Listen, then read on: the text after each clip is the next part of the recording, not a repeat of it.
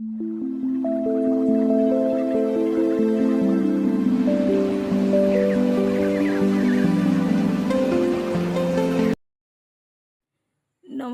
শুভ সকাল। কেমন আছো সবাই?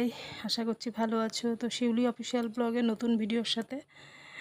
তো আজকের সকালে খাওয়া হয়ে গেছে, রুটি করেছিলাম, তো সেই জন্য ভাবলাম দুবারের ভাত একবারে বসিয়ে দিই। তো আমি চালটা এদিকে ধুয়ে বসিয়ে দিচ্ছি। আর ওর বাবাকে কচু শাক আনতে বলেছিলাম, তো কচু শাক নিয়ে আসবে বললো। ইলিশ মাছের মাথাটা না কতদিন হয়ে গেছে, এটা খাওয়া হয় না। তো আজকে এমনি ইলিশ মাছ নিয়ে এসছে, এই যে ছোট ছোট দুটো ইলিশ মাছ 4 টুকরো করে নিয়ে এসছে। তো এই মাছগুলো ধুয়ে আমি লবণ হলুদ মাখিয়ে নিচ্ছি। আর ওদিকে ইলিশ মাছের মাথাটা ফ্রিজ থেকে বের করে একটু জলে ভিজিয়ে রাখলাম, কারণ অনেকটা বরফ হয়ে গেছে। তো ভাবলাম একটু আলু বেগুন দিয়ে, অনেক দিন ইলিশ মাছ খাওয়া হয় না, তো সেই জন্য একটা বেগুন কেটে নিচ্ছি আলু বেগুন দিয়ে, আর একটা আলু দিয়ে একটু মাছের ঝোল করব। আর ওদিকে কচু শাক করব। তো কচু শাক নিয়ে এসছে, তো সেটা কাটা হয়নি এখনও। তো আগে মাছের ঝোলটা করে নিচ্ছি। তো সেই জন্য বেগুনগুলো কেটে জলে ভিজিয়ে রেখেছিলাম, এখন লবণ হলুদ মাখিয়ে একটু ভেজে নিচ্ছি। তো বেগুনগুলো ভাজাও হয়ে গেছে, সেই জন্য তুলে নিচ্ছি। তারপরে মাছটা ভেজে নেব, কারণ মাছটা আগে ভাজলে সেই তেলটা আবার বেগুনটা টেনে নেবে। সেই জন্য আগে মাছটা ভাজলাম না। তো এই মাছের তেলেই তরকারিটা বসিয়ে দেবো, তাহলে খেতে বেশ স্বাদটা ভালোই হবে। তো এই যে ইলিশ মাছ ভাজা হয়ে গেছে, তেলে কালো জিরে কাঁচা লঙ্কা দিলাম ফোড়ন, আর আলু দিয়ে দিলাম, একবারে বসিয়ে দিচ্ছি। তো আলু একটা দিয়েছি, বেশি আলু দিচ্ছি না। আর এদিকে একটু জিরে গুঁড়ো আর হলুদ গুঁড়ো দিয়ে দেবো। মশলা বলতে তেমন কিছুই দিচ্ছি না, একটু লবণ দিলাম আর একটু হলুদ গুঁড়ো দিয়ে দেবো। এই যে হলুদ আর জিরে জলটা দিয়ে দিচ্ছি, দিয়ে একটু নাড়াচাড়া করে তারপরে একটু জল দিয়ে দেবো, বেশি জল দেব না। তো এই যে জল দিয়ে দিলাম। আর বেগুনটা এখন দেব না, কারণ বেগুনটা এখন দিলে গলে যাবে।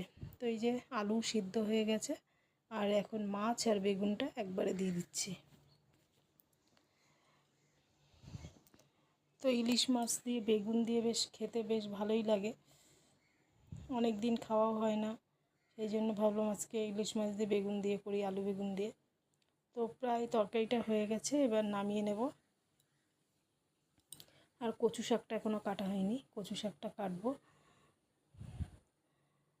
তো এই যে মাছের ঝোলটা হয়ে গেছে।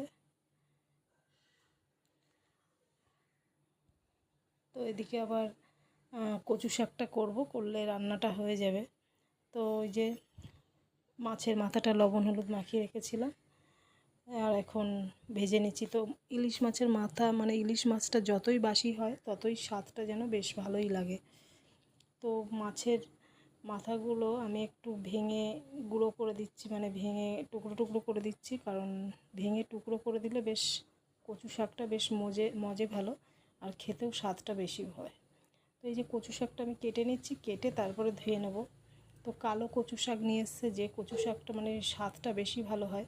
তো আমি এই যে কেটে ধুয়ে তারপরে একটু সিদ্ধ বসিয়ে দিচ্ছি কড়াইতে। সকালে আলু ভেজেছিলাম, তো কড়াইটা আর ধুলাম না, এই কড়াইতেই বসিয়ে দিয়েছি। তো একটু কাঁচা লঙ্কা আর একটু লবণ দিয়ে গ্যাসের জোরটা কমিয়ে ঢেকে দিলাম, যাতে জলটা বেরিয়ে যায়।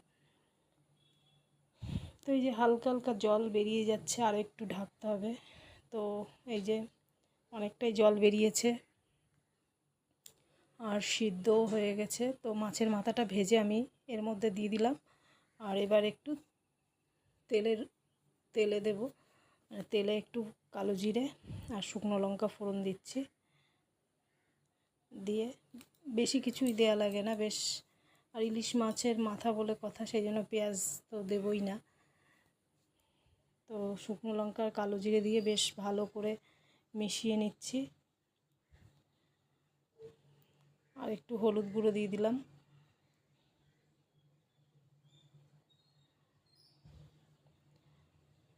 তো এই ইলিশ মাছের মাথা দিয়ে কচু শাক হলে যেন আর কিছুই লাগে না, খেতে এত ভালো লাগে। অনেক দিন ধরেই বলছি একটু কচু শাক আনতে, মাথাটাও অনেক দিন হয়ে গেছে, সেই জামাই ষষ্ঠীর সময় আমাদের ইলিশ মাছ আনা হয়েছিল, সেই সময় তো ফ্রিজে ছিল, সেই জন্য অসুবিধা হয়নি। তো তো এই যে মাছের ঝোল হয়ে গেছে আর কচু শাকটাও হয়ে গেছে, আরেকবার দেখিয়ে দিলাম। তো আমি স্নান করে আসলাম, এসে এবার সবাই মিলে একসাথে খাওয়া দাওয়া হবে। তো কচু শাকটা এত ভালো লেগেছে, মানে আরেকবার নিয়েছি, এত ভালো লেগেছে। তো আর মাছের ঝোলটাও খারাপ হয়নি, তবে কচু শাকটা খেয়ে মাছের ঝোলটা আর মুখে লাগছে না। কচু শাক মানে এত ভালো হয়েছে। তো আরেক দিন মানে কালকের জন্য একটু রেখে দিয়েছি, অনেকটাই কচু শাক হয়েছে, মানে এতটা একদিনে খাওয়া যায় না। তো আজকের ভিডিওটা কেমন হলো অবশ্যই জানিও কমেন্টে। আর পরের বার আবার দেখা হবে তোমাদের সাথে নতুন ভিডিও নিয়ে।